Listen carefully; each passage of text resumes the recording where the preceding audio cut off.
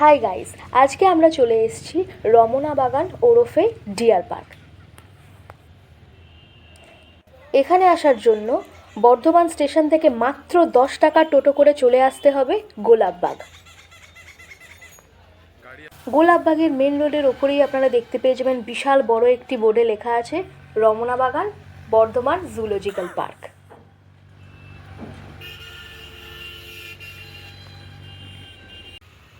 তাই আর বেশি দেরি না করে সামনের দিকে রওনা দিলাম। গেটে ঢুকে কিছুটা সামনের দিকে এগিয়ে যেতেই আপনারা ডান দিকেই দেখতে পারবেন ডিয়ার পার্কের গেট। আর একটি কথা অবশ্যই মনে রাখবেন, প্রতি বৃহস্পতিবার ডিয়ার পার্ক বন্ধ থাকে।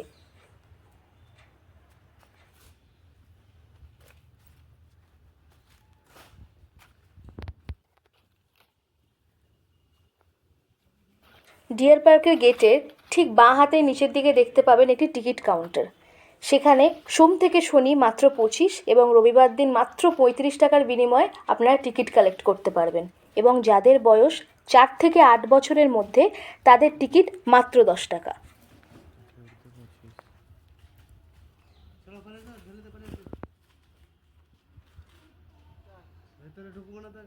এখান থেকে আমরাও দুটো টিকিট কেটে ঢুকে পড়লাম ভেতরের উদ্দেশ্যে। এখানে কিন্তু কোনো রকম কোনো প্লাস্টিকের ওয়াটার বটল বা কোনো রকম কোনো বাইরের খাবার নিয়ে যাওয়ার অনুমতি নেই। যদি কেউ সেই সব নিয়ে ভেতরে ধরা পড়ে তাহলে কিন্তু তার বাঁশ লেগে যেতে পারে, মানে 500 টাকা পর্যন্ত জরিমানা হতে পারে। ভেতরে আসতেই আপনারা প্রথম যেটা দর্শন করবেন সেটা হচ্ছে লেপার্ড মামা এবং তার বাসস্থান। আচ্ছা, এবারে একটা সিক্রেট কথা বলি।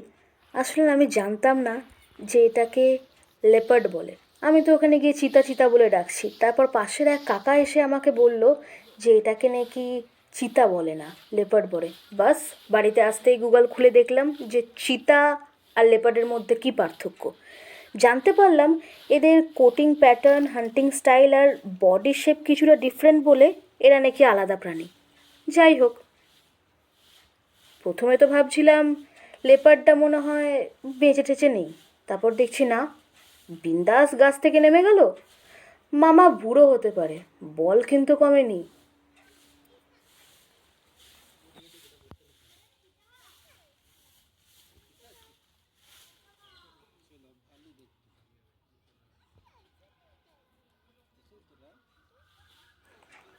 এবার মামাকে টাটা বলে এগিয়ে চললাম ভাল্লুক কাকার কাছে।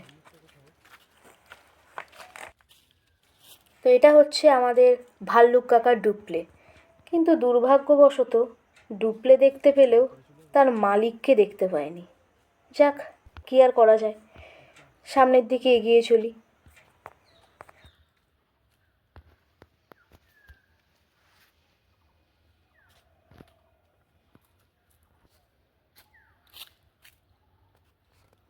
কি চিনতে পারছেন? আর চিনতে না পারলে হয়, সেলিব্রিটি পার্সন যে, ক্রোকোডাইল, নাম তো শোনাই হোগা।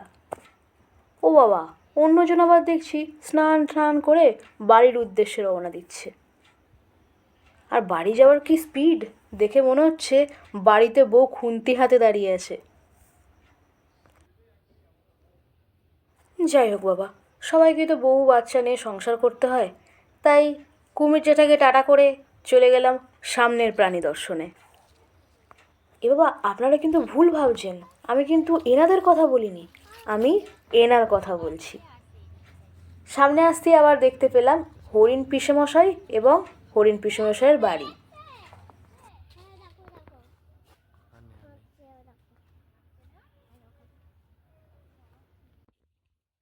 আপনাদের মতো আমিও প্রথমে ভেবেছিলাম এটি ছাগল, তারপর জানতে পারলাম না, এটাকে নাকি মাস্ক ডিয়ার বলে, আর বাংলাতে বলে কস্তুরী মৃগ।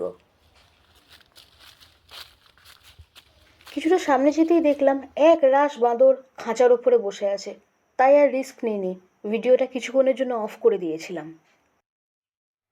এই দেখুন কাকে পেয়েছি, সজারু মাসিকে।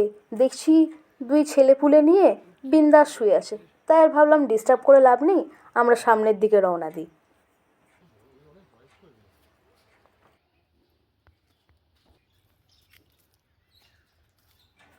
এবার কিছুটা সামনে যেতেই দেখতে পেলাম নানান রকমের পাখি।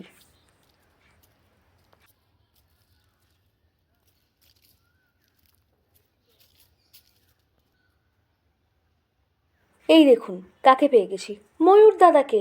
ও বাবা, ভাবলাম একটু দুজনে বসে গল্প করব, কিন্তু না, বাবু এখন এক থালা ট্রপিক্যাল ফ্রুটস নিয়ে বসেছে বডি মেনটেনের জন্য।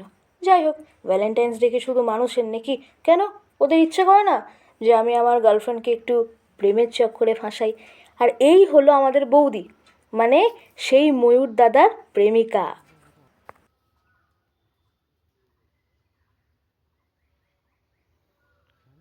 যাই হোক, এবার সমস্ত পাখিদেরকে টাটা করে চলে গেলাম সামনের দিকে। ওরে বাবা, এত বড় সাইজের কুমির! প্রথমে একটু ভয় পেয়েছিলাম ঠিকই, তারপর দেখলাম না, কিউট আছে। কি, তাই তো? না বাবা, ডিস্টার্ব করে লাভ নেই, চলুন সামনের দিকে যাওয়া যাক।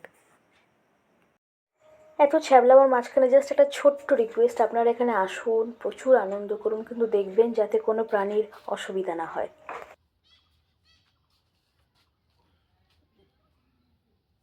এখানে বসে গল্প করারও ভীষণ সুন্দর সুব্যবস্থা আছে, আর সাইডে লেডিস এবং জেন্টস টয়লেটের ব্যবস্থাও আছে। গাছটা দেখছেন কি অদ্ভুত রকমের সুন্দর! এই বসার জায়গার সামনেই আছে একটি ইন্টারপ্রিটেশন সেন্টার।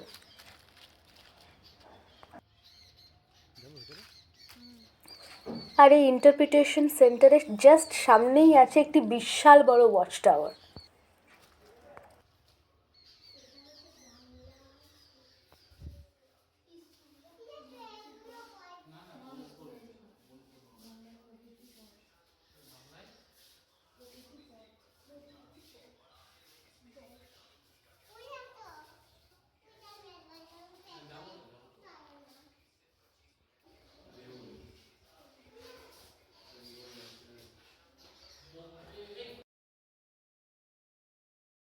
বাইরে বেরিয়ে আসতেই আপনারা দেখতে পাবেন কত সুন্দর একটি ফুলের বাগান, আবার তার সাথে তাদের বিজ্ঞানসম্মত নামও লেখা আছে।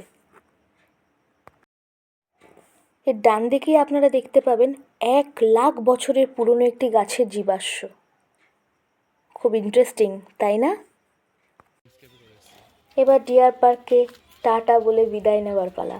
আপনারা যদি কম খরচায় সুন্দর পরিবেশে, যেখানে পাখির ডাক, প্রাকৃতিক হাওয়া, এসবের মাঝখানে কাটাতে চান, তাহলে সময় বের করে একদিন চলে আসতেই পারেন পুরো পরিবারকে নিয়ে রমনা বাগান ওরফে ডিয়ার পার্ক। তো আজকে এই পর্যন্তই।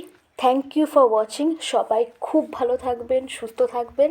দেখা হবে নেক্সট আরেকটা ব্লগে। ততক্ষণের জন্য টাটা।